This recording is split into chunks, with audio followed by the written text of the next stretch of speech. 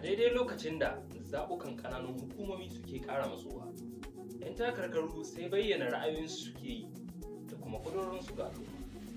Ga wasu muhimman abubuwa waɗanda ya kamata mu sani, waɗanda ayyuka ne da suka wajaba akan kowace ƙaramar hukuma, musamman wannan ne lokaci da gwamnatin tarayya ta baiwa ƙananan hukumomi cin 'yancin gashin kansu. Na farko, sha'anin kiwon lafiya.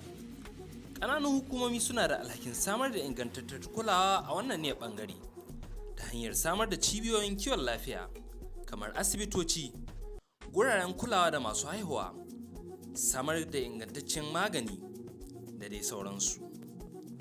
Na biyu, ilimi, musamman ilimin firamare. Shi ma wannan ne ɓangare ne na musamman wanda ya kamata a ce kowace ƙaramar hukuma ta bayar da muhimmanci ta hanyar samar da ajujuwa, gine-gine, kayan more